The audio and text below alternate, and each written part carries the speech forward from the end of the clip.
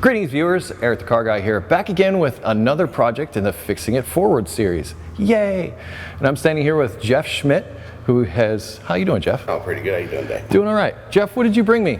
98 Ford Contour. 98 Ford Contour, and many of you have pointed out that it's also a Ford Mondeo on the other side of the pond. So, it's a 98 Ford Contour with a Duratec 2.5 liter V6. What's going on with it? Well, I first started having problems with the air conditioning. The spindle on it went out. So I went and bought a new one, started putting that on. I got the belt back on it and I wanted to see how it works. So I went to go start it and it tried to start and then it wouldn't. So I started going through the fuses and stuff like that, and that didn't help me none. I had a friend come down and look at it and he said it was fuel pump. I put a fuel pump in it and nothing happened. So still with a new fuel pump, it's still not running. Yeah.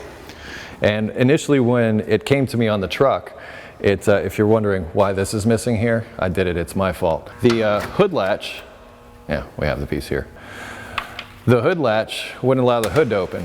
And this car, strangely enough, you need to have battery power in order to put it into neutral. There's no bypass or anything. So on the back of the tow truck, I had to pull this off and I unbolted the hood latch from here so we could get the hood open, so we could get power to it, so we could put it in neutral so I could push it in the shop. So that's where we are right now. And I also charged up the battery while I was waiting for you to show up, so that maybe we had a little bit so we could at least check it out and see what's going on. So you've got a new fuel pump in it. And this happened, was there anything strange that happened when you were putting the AC compressor, or you put a compressor clutch on? Is that what you did? Yeah. Okay. So I just had a whole new one put in. It ain't even actually been used yet. But when I was unplugging it, the wiring came apart. Came apart from the plug-in. So the wiring in the plug itself going to the AC compressor came apart? Okay. And so I put it back together. When I got it all put back in, the fan worked for a minute.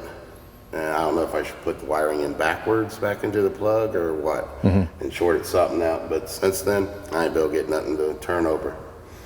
The old crank, it's got fire, and I'm pretty sure it's getting gas, but it just don't want to fire up. Okay, well, I'll see if I can solve that problem, hopefully today. Are there any other issues that you were having with it at all that you'd like us to check out while we're in here? the shop, the guy said that there was a oxygen sensor. That's the only thing he could find wrong with it. I had a brand new transmission put in 2 years ago, and it's ran fine ever since. So you've got a lot of new parts on this car, so if we can get it to run again, it should be good and running. Yeah, it's a good running car. It took me about 6 months to find it. It had about 30,000 miles on it when I found it, one owner. I didn't put nothing in for over a year. I mean, not even a light bulb. That's how good it stayed together for the first year. I noticed that one of the windows in the back there was broken out. Yeah, when I parked it in the yard finally, and about 2 weeks after I did that, somebody in the neighborhood came by, popped that, took the stereo face, and even took the ashtray out of it.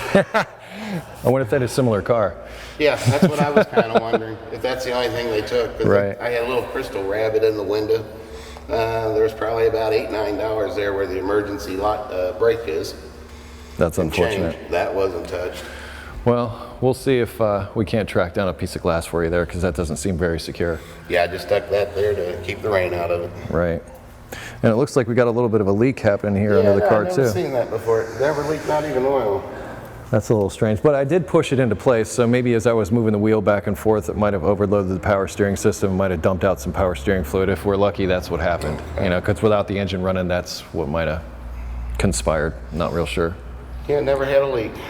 Had regular oil changes every year, and no problems with it until now. So Jeff, you had mentioned to me when I talked to you on the phone that you had an injury. You had like a broken neck. Is that right? Yeah, I still have it. What's basically going on with me is that I blew the back of my neck out, and what I've done is the vertebrae's in my neck, about in the middle of it. The whole back of it blew out. A chunk of it is in my spinal cord right now. And they wanted me to have surgery, go into my throat and stuff like that. And I've got a few problems with that. I can't even get medication to get me out of pain. And they want to do surgery on me. Man. So when they get me out of pain, they can do surgery on me after that. Or I'm going to just take 2 years being in pain and let it heal naturally. That doesn't sound like fun at all. No. That certainly doesn't make it so you're out in the backyard working on the car now, does it? No, I can't do anything like that. Best thing I basically do right now is a little bit of yard work. And you also mentioned that your wife was disabled? Yeah, she has a spot on her brain that moves around. And That's not good to hear. she has days where she can't even get out of bed. She has real bad headaches, and it just moves around. There's nothing they can do for her. Hopefully it's going to dissolve, they said. That was 30 years ago. Wow. So she's got an ongoing medical issues as well. Yeah. Well, I'm going to do what I can to get this car fixed back on the road. So that's at least one less of your worries. I appreciate that. Yeah, anytime. I appreciate you bringing the car to me and entrusting me with it. Jeff, we're going to get started today. Okey-doke. And I want to thank you once again for bringing it out. Thank you, sir. And take care, man. Jeff has gone home and has left me with the car to figure out why it's not starting. I'm going to go with the basics. I went over and looked and saw that the AC compressor is unplugged and the connector is not there. There's just the two wires that are sitting there. So I was thinking if there was an issue with the AC compressor being plugged in, why it wouldn't start, I would unplug the AC compressor. But I think I'll make it even simpler than that.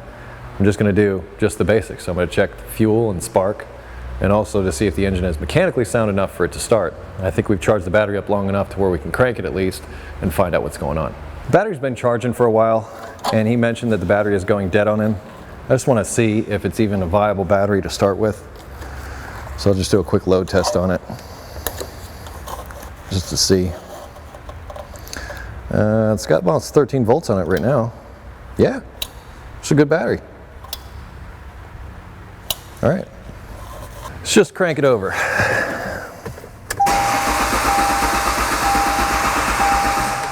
Nothing happening. Let's find out why. Why engine covers? Why?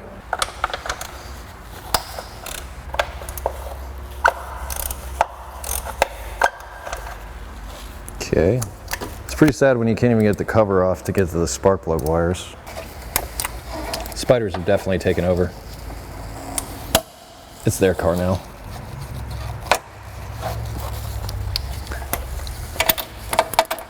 I have other means.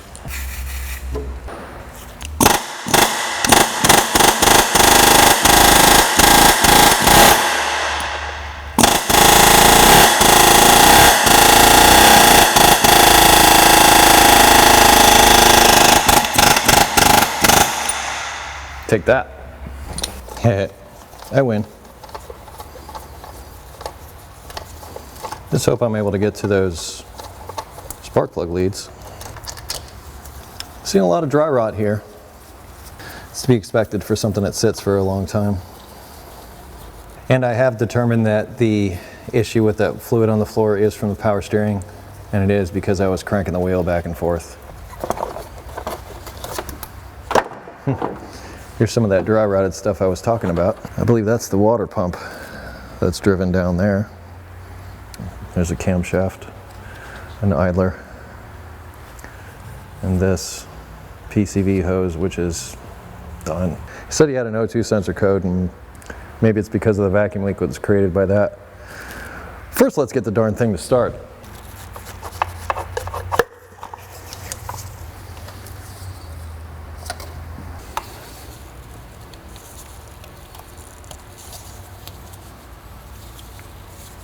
Someplace where I can see it, where it's grounded.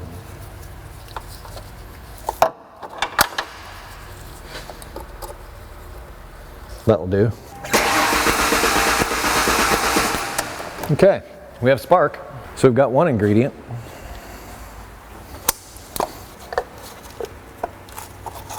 Duratec.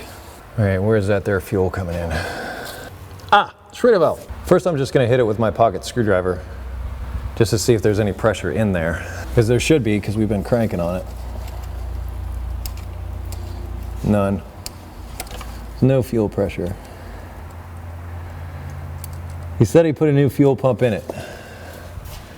My thought is that fuel pump is not being turned on. We need to figure out why. I always like to start easy. Fuses. Not sure what that is. It's a quick way to check these. I'm just looking at the big ones. And all they gave us is numbers. They don't tell us what those numbers do. That's unfortunate. So somewhere along the line, I'm gonna have to figure out which one of these goes to the fuel pump. So I'll just check all of them. Okay, the car's been turned on. Just to double check. Should be fuel pressure here, at least for a couple seconds. Nothing.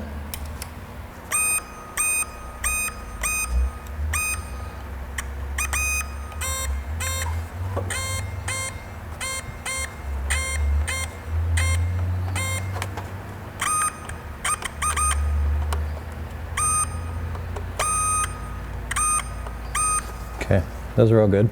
Let's see if there's any inside the car that we could find. I had to move all this stuff for the hood latch. I smell gas in here. Here is a fuse box. Looks like it conveniently flips down. Oh, look at that.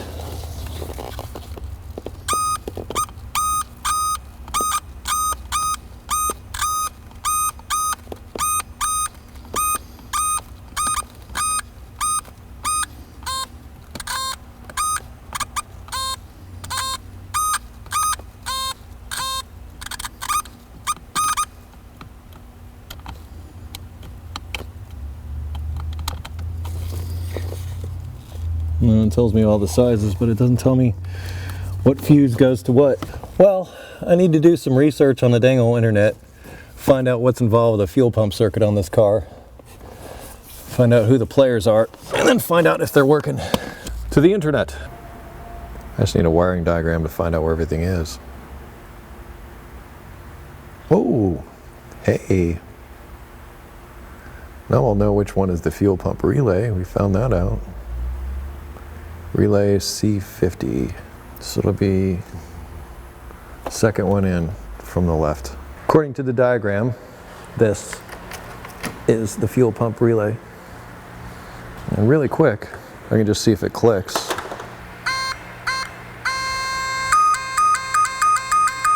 It does click.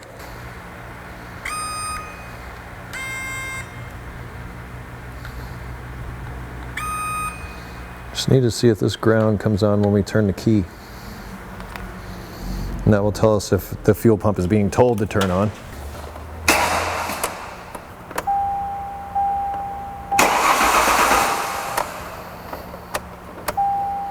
Should turn on just when I get the key turned on. It did flash green.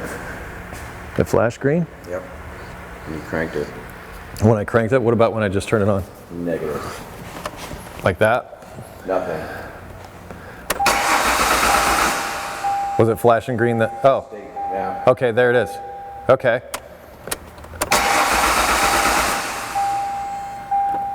All right, so the fuel pump is being told to turn on, it's just not turning on. Or maybe it is. I did notice something, and it could be significant. So if the fuel pump is being told to turn on, I'm actually gonna have cameraman Brian help me while he turns the key while I see if this relay clicks. If it does, I'm gonna listen for the fuel pump, but I noticed that the fuel gauge looked awfully low. And if they replace the fuel pump and this is as simple as there's no gas in it, okay, I'll take it when they're that easy. But cameraman Brian, if you could walk over and just turn the key and crank it so I can feel if this relay clicks real quick. Go ahead, Brian.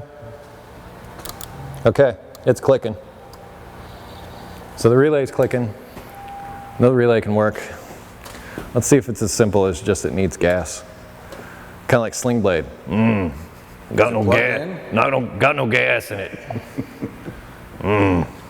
Fuel tank is underneath the back seat here. What I'm going to do is I'm going to have Brian turn the key to the on position while I listen for the fuel pump down here under the car.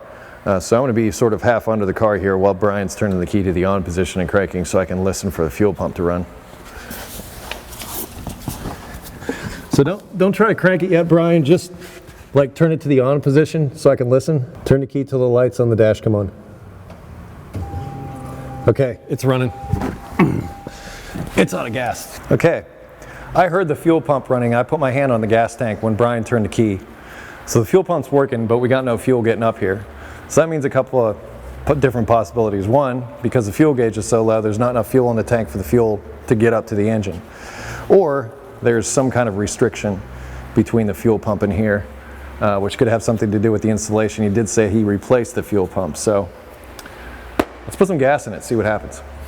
If I do this really slowly, I won't have to worry about the sediment. This is some old gas, just been laying around the shop. If this works, we'll get Jeff a gas card.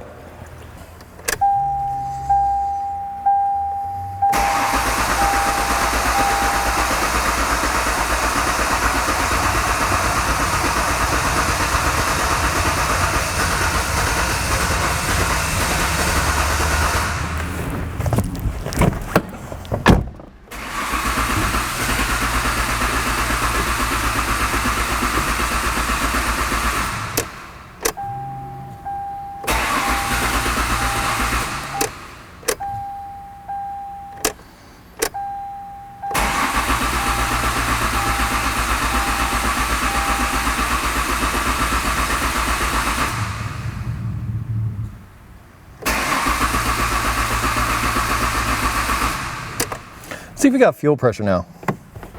According to this, no.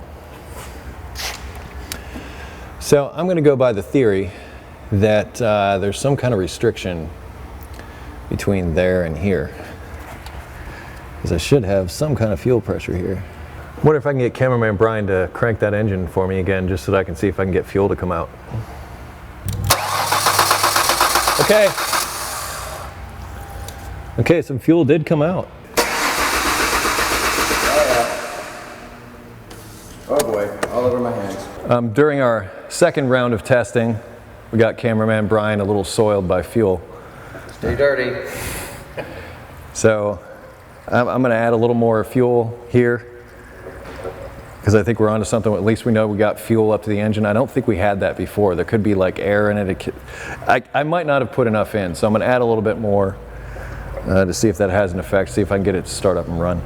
And if I can, well, we'll go out and get ourselves some fresh fuel, because this is old. It's probably not the best thing to try this with. Here we go.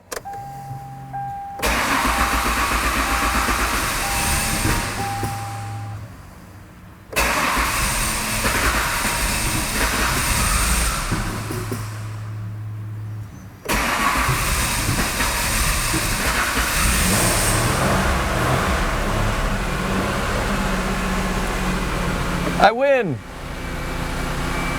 We need to get some fresh gas for this thing.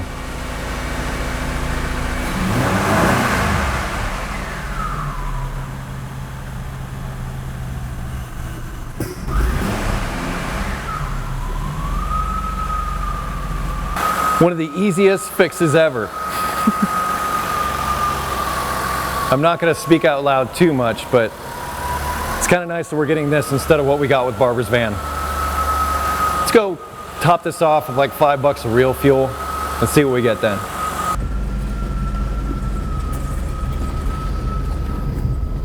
Well, it's running now. I put some fresh gas in, got it to about half a tank. It's mixing with some of that old gas. That gas that I had in the shop has been around for a while. It's probably old and stale. So mixing it with new is probably a good thing. I'm gonna let it sit out here and warm up and run for a bit. I'm not gonna take it out for a test drive. Why? Because these brakes are done. I have to put it all the way to the floor to get any brakes. I only had to go across the street for gas, and I'm thankful for that. We still got a little ways to go, but now it runs. So we no longer have to worry about that issue, but the brakes are certainly an issue. I have to fix the hood latch and the cable going to it. And we'll look it over, see what kind of shape the rest of it's in. I'll tell you right now, when we get this up on the lift, there's a definite spider city. It is Spider City underneath this car. Eek. It's kind of creepy. It's like an Elvira movie or something. All those spiders and everything are now burning off. I'm just gonna let it do this out here for a little bit. Could be an oil leak too that might have cropped up, but engine runs smooth. I mean, for what it is, no misses, no nothing. I mean, the engine runs good. But this is all residual junk that best to leave this outside to heat up and do its thing. Here's that fuel filter, which it probably wouldn't hurt to change, but there's a fuel leak back here. Better that it leaks outside. So discovered a fuel leak. That's what was leaking in the shop. Looks like it's above the tank, so somewhere in there's a line or something that isn't right, and I just put gas in it, and I got to drop the tank. Poetic justice, I guess, for thinking this was going to be easy. Ah, well. Love my lift. Told you it was Spider City. But I wonder, did he take this out to do this work himself? Oh, you know what? That's not gas. You know what that is? That's the reason my brakes don't work. That's brake fluid, not gas. It's backed by these fuel lines and everything, but that's the issue. The brake lines are routed out. Okay, well, that makes me happy for not having to drop the gas tank. I just need to figure out which one's leaking.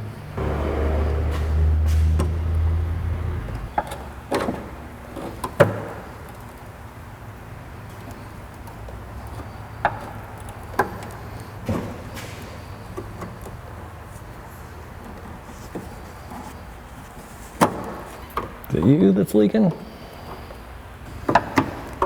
Guess the only way I'll know is to clean the area up above it. Find out. Brake lines are not fun to replace. Although, I do have the ability to flare lines. So what I might end up doing is cutting out the damaged section, flare each end of it, and put in a new section of line. Flared, not compression fittings, flared lines. Let me get some compressed air.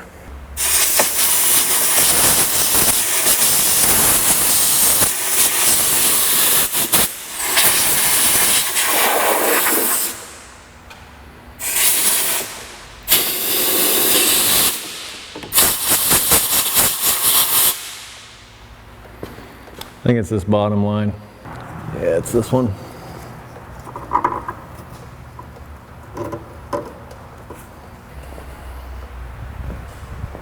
It's going to be a hot minute before I'm able to repair this line. So I've got a plan, and that plan is to basically crimp it off so that it stops leaking, so that I can move it around the shop and it doesn't leak out all the brake fluid. So I'm just going to find a nice convenient place right around here and pinch it down, and hopefully that will stem the tide.